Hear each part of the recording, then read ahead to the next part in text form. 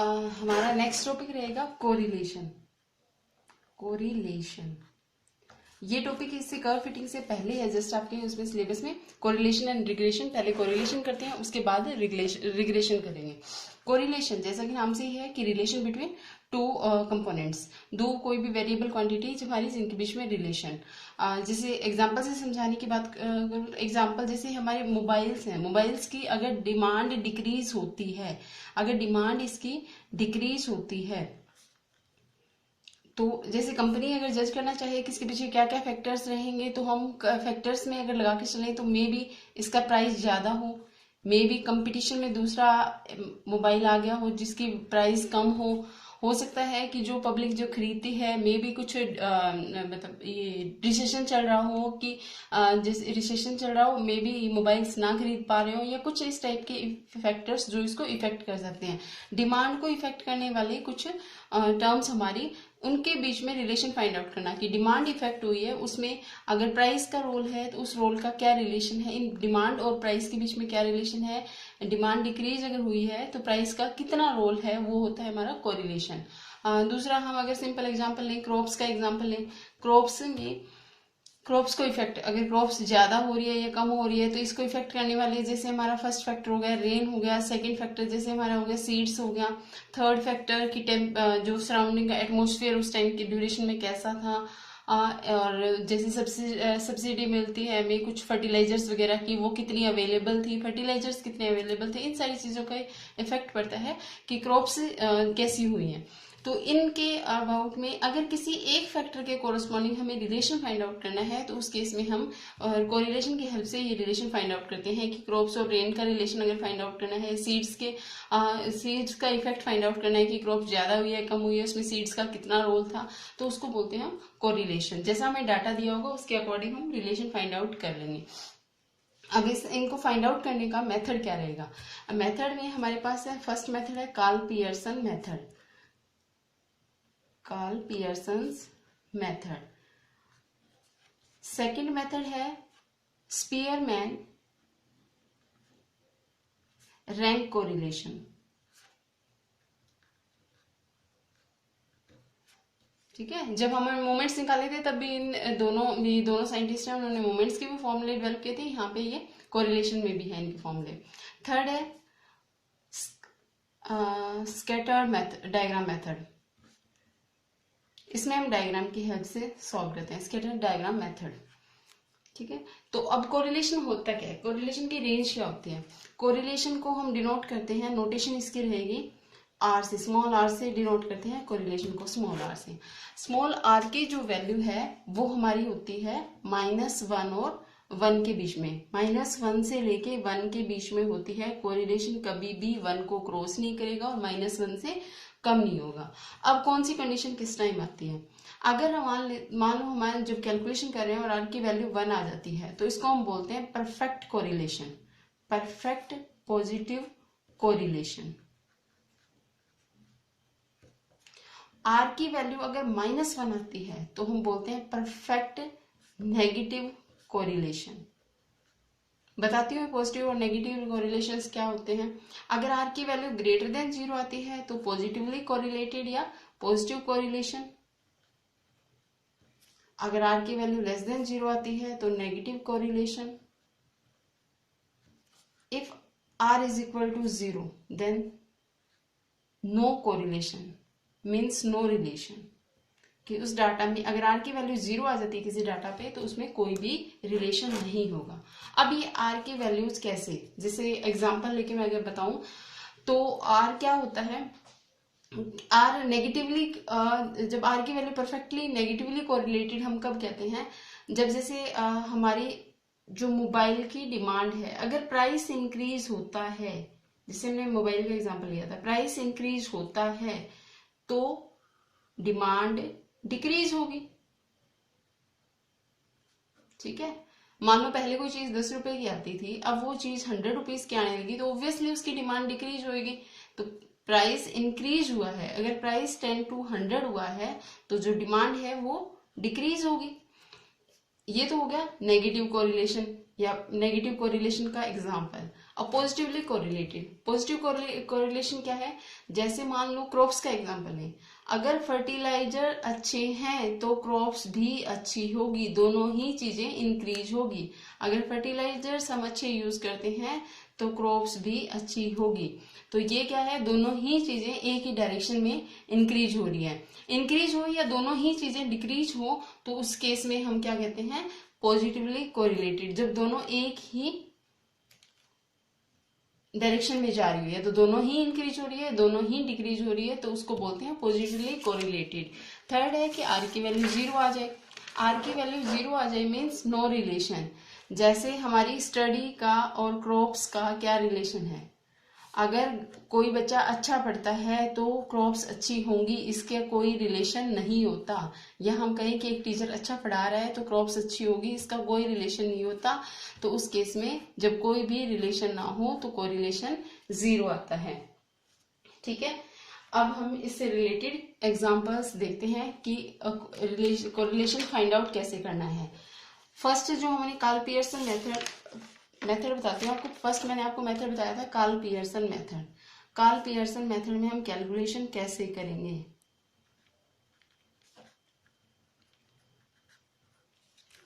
इसका फॉर्मूला होता है, फर्स्ट है इसका डायरेक्ट मेथड। पहले डायरेक्ट मेथड है, फिर अज्यूम्ड मीन मेथड रहेगा, वही कि डाटा अगर बड़ा दिया हुआ हो तो अज्यूम्ड मेथड यूज करते हैं, और डाटा अगर ठीक हो, मतलब जो कैलकुलेशन इजी हो तो उस केस में हम डायरेक्ट मेथड यूज करते हैं। मेथड इसका रहेगा n into summation X Y minus summation X summation Y divided by under root n into summation X square minus summation of X का होल स्क्वायर। ध्यान रखना ये क्या है, समीशन ऑफ एक्स स्क्वायर है और ये समीशन एक्स लेने के बाद उसका होल स्क्वायर करना है। फिर n into summation of Y square minus summation of Y का होल स्क्वायर। हमें दो डाटा दिए होंगे, जैसे हम क्रॉप्स और फर्टिलाइजर ले लें या फिर मोबाइल का प्राइस और डिमांड ले लें। एक को हम एक्स से डिनोट कर रहे हैं, एक को हम वाई से डिनोट कर रहे हैं। दोनों के बीच में अगर रिलेशन फाइंड आउट करना है तो एक को हम एक्स से, मान लो हमने प्राइस को एक्स लिया है और डिमांड को वाई लिया है, तो एक्स और वाई हमारे पास दो वेरिएबल्स आ गए। क्रॉप्स की जहां तक बात करें, क्रॉप्स की प्रोडक्शन और फर्टिलाइजर, प्रोडक्शन को हम एक्स से डिनोट कर देते हैं, फर्टिलाइजर को वाई से डिनोट कर देते हैं। इस फॉर्मूले में पुट करेंगे तो हमारे पास रिलेशन आ जाएगा। अब एक एग्जांपल, जैसे मान लेते हैं एक्स की वैल्यू है 1 2 3 4 5, इसके कॉरस्पॉन्डिंग वाई की वैल्यू कुछ ले लेते हैं 7 6 4 5 3। ठीक है, तो हमें इस फॉर्मूले के लिए क्या चाहिए, एक्स वाई चाहिए, एक्स स्क्वायर चाहिए, वाई स्क्वायर चाहिए और इनका समीशन चाहिए। तो पहले एक्स वाई फाइंड आउट कर लेते हैं। 7 और क्या जाएगा, जैसे 12 अगेन 12 20 15, स्क्वायर करेंगे तो यह आ जाएगा 1 4 9 16 25, और इसका स्क्वायर करेंगे तो 49 36 16 25 9। इन सब का समीशन कर लेंगे, और समीशन करने के बाद जैसे इसका समीशन कितना आ जाएगा 5 12 और 3 15। इसका समीशन कर, इसको समीशन एक्स से डिनोट करेंगे, इसको समीशन वाई से डिनोट करेंगे, समीशन वाई 13 17 और 8 25। इसका समीशन एक्स वाई से डिनोट करेंगे 19 32 51 56 66 आ गया। इसके बाद इसका सम करेंगे 14 30 55, तो ये समीशन ऑफ एक्स स्क्वायर हमारे पास आ गया 55। इसी तरह समीशन ऑफ वाई स्क्वायर 20 और 15 5 और 3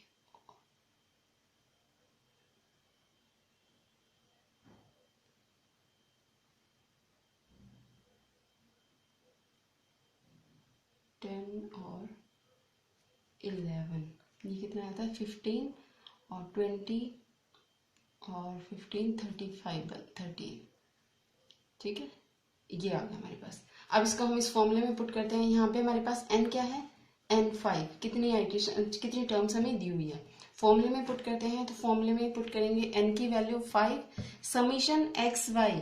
ये एक्स वाई के पहले मल्टीप्लाई करके फिर समीशन लेना। ध्यान रखना यहाँ पे क्या है, समीशन पहले एक्स वाई के मल्टीप्लाई करके फिर अप्लाई करना है। यहाँ पे एक्स का समीशन लेना है, y का समीशन लेना है, उसके बाद दोनों को मल्टीप्लाई करना है। तो समीशन एक्स वाई कितना है 66 minus summation x 15 into summation y 25 divided by under root n 5 है, समीशन ऑफ x स्क्वायर 55 है, माइनस समीशन ऑफ x का होल स्क्वायर 15 का होल स्क्वायर। ये भी ध्यान रखना, ये समीशन ऑफ x स्क्वायर है, मतलब स्क्वायर करने के बाद समीशन अप्लाई करना है।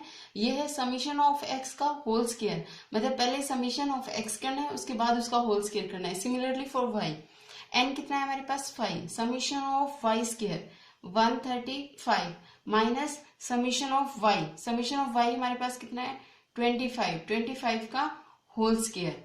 और जब हम इसको कैलकुलेट करेंगे, कैलकुलेट करने के बाद जो भी रिजल्ट आता है, मान लो कैलकुलेशन के बाद हमारे पास रिजल्ट आ जाता है 0.5, तो हम क्या कहेंगे ये पॉजिटिवली कोरिलेटेड। अगर करने समीशन इसको कैलकुलेट करने के बाद रिजल्ट आ जाता है -0.6 इस टाइप का, तो negatively correlated.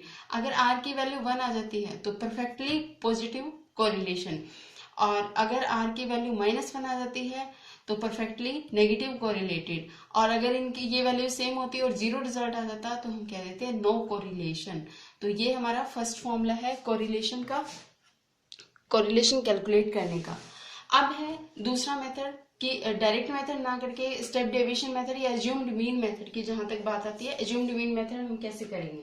Assumed mean method में हमें क्या करना है कि जैसे हमें जो ये डाटा दिया हुआ है, जैसे x और y की वैल्यूज है, मान लेते हैं x की वैल्यू हमें दी हुई है 50, 60, 70, 80, 90, और y की वैल्यू भी कुछ इसी टाइप की दी हुई हो, मान लेते हैं 55, 75, 35, 30, 25, इस टाइप की। अगर हमें यूँ लग रहा है कि इनकी मल्टीप्लाई करना थोड़ा सा टफ है, तो उस केस में हम क्या करेंगे, कोई भी एक मीन अज्यूम कर लेंगे। कई बार हमें जो क्वेश्चन होता है उसके साथ ही दिया हुआ होता है अज्यूम्ड मीन कि क्या अज्यूम करना है। कि कई बार हम कह देते हैं कि x के लिए आपको मान लो 60 अज्यूम करना है, y के लिए हमें 35 अज्यूम करना है, कई बार साथ के साथ दिया होता है। और नहीं तो आप खुद इसमें से कोई भी वैल्यू को अज्यूम कर सकते हो। इस डाटा के इसके अंदर से होने भी कोई जरूरी नहीं है, कोई भी 65 भी ले सकते हो, इसमें कोई भी एक नंबर अज्यूम कर लेंगे मान लेते हैं, और उसको डिनोट कर देते हैं हम ux से या u से डिनोट कर देते हैं। x में से जैसे मान लेते हैं हम 60, अगर हमें सब्ट्रैक्ट करना है तो 60 सब्ट्रैक्ट करके उसको ux से डिनोट कर देंगे, और y में से जो सब्ट्रैक्ट कर रहे हैं उसको vy से डिनोट कर देते हैं। जैसे y में से 35 अगर सब्ट्रैक्ट करना है तो 35 सब्ट्रैक्ट करके उसको vy अज्यूम, या v अज्यूम कर लो, सिंपली आप v अज्यूम कर लो इसको। यहाँ पे हमारे पास रिजल्ट आ जाएगा, यहाँ पे हमारे पास जो भी इसको कैलकुलेशन करके रिजल्ट आएगा, u आ गया हमारे पास, v आ गया।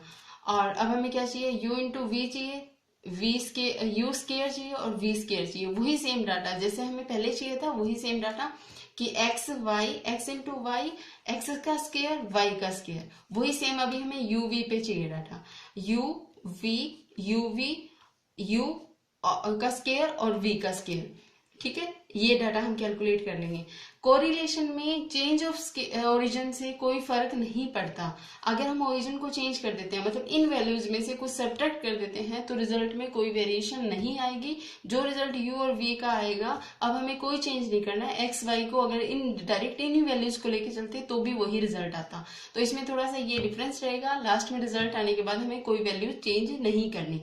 तो जो फॉर्मूला हमारे पास एक्स वाई के लिए था, वो फॉर्मूला किसके लिए हो जाएगा, यू वी के लिए हो जाएगा। क्या था, n summation of X Y था, तो समीशन ऑफ यू वी ले लेंगे। इसके बाद समीशन x समीशन y था, उसकी जगह यू वी ले लेंगे, divided by under root n into summation of X square था, समीशन ऑफ यू स्क्वायर ले लेंगे, माइनस समीशन ऑफ x का होल स्क्वायर था, समीशन ऑफ u का होल स्क्वायर ले लेंगे, n into summation v square y square था, उसकी जगह v स्क्वायर ले लेंगे, समीशन ऑफ v का होल स्क्वायर ले लेंगे, और इसमें ये वैल्यूज पुट कर देंगे। तो जब हमारे पास डाटा बड़ा हो तो हम स्केल को चेंज करके सॉल्व कर सकते हैं। इस तरह हमें स्केल को चेंज करके सॉल्व करना है। इसमें जिस थोड़ा सा अगर कैलकुलेशन हम देखें तो x माइनस 60 करेंगे तो क्या आ जाएगा, -10 आ जाएगा, ये 0 आ जाएगा, 10 आ जाएगा, और ये हमारे पास 20 आ जाएगा, ये 30 आ जाएगा। अगर हमें दिया हुआ नहीं होता तो हम 70 अज्यूम करते, 70 अज्यूम करते तो ये क्या आ जाता, -20, -10, 0, 10, 20, तो वो टर्म 0 हो जाती, तो हमारी कैलकुलेशन ये जैसे ये टर्म 0 हो जाती, ये टर्म 0 हो जाती, तो कैलकुलेशन थोड़ी इजी हो जाती, वो हम अपनी मर्जी से एज्यूम कर सकते हैं। आप बुक में से एग्जाम्पल देख के एक बार रीड आउट कर लेना। इससे रिलेटेड एक दो फॉर्मूले और भी हैं, वो मैं आपको नेक्स्ट लेक्चर में करवाती हूँ।